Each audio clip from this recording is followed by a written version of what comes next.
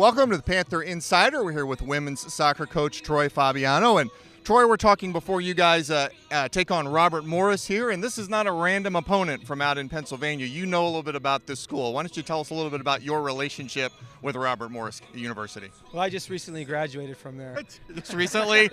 They finally sent it to you in the mail. Did that come? And it was followed immediately by the financial request, probably? Correct. No, obviously John Kowalski, who's on the women's side, coached me when I went to Robert Morris, so it's a unique situation for both of us, I feel. So yes, I did attend Robert Morris in Pittsburgh.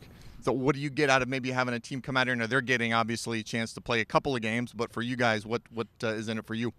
The biggest thing is just focusing on ourselves. It's so early on in the season. Just make sure we're getting better. Obviously, having the rain-out date last Sunday puts us a little bit behind. You want to be in a routine, and we sort of lost that on Sunday's game because of the weather. But in the same sense, we're at home. We want to come out quick. We want to play fast, and that's the biggest thing we're looking at is we want to make sure we're taking steps forward as the season progresses. Now, you mentioned the rain-out. You lost the match with Marquette. That has been rescheduled for just before the conference season. How does a move of that match, playing a team from the Big East, maybe have any impact on how you approach that match or just how your preseason is set up? To be honest with you, none. I mean, we just take it game by game. We can't control the weather-wise right now. We're just focusing on Robert Morris, and that's our main focus right now. So you've got a freshman goalkeeper that's played your first two games, Elena Lamacchia. She's from nearby here in Mequon.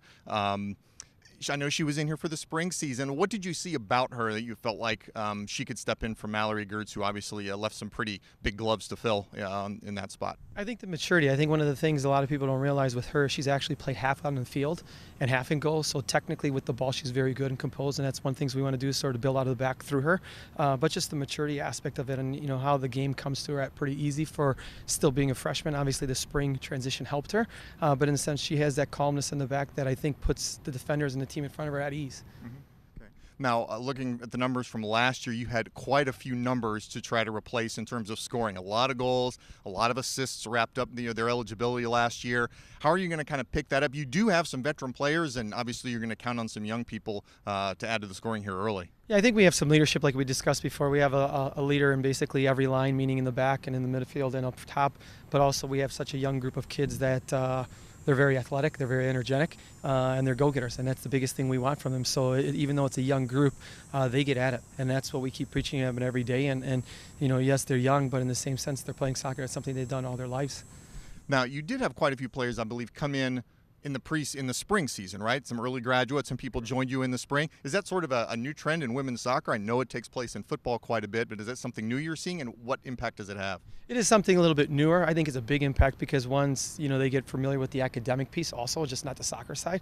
So they get into a routine of they know where the classes is, they know the routine of our schedule, but it's also from the athletic side, they see the spring games and the pace of the game and the physicality. So I think it's a huge positive for them that have the ability to do and graduate early academically. Good. Coach, thank you very much. Thank you.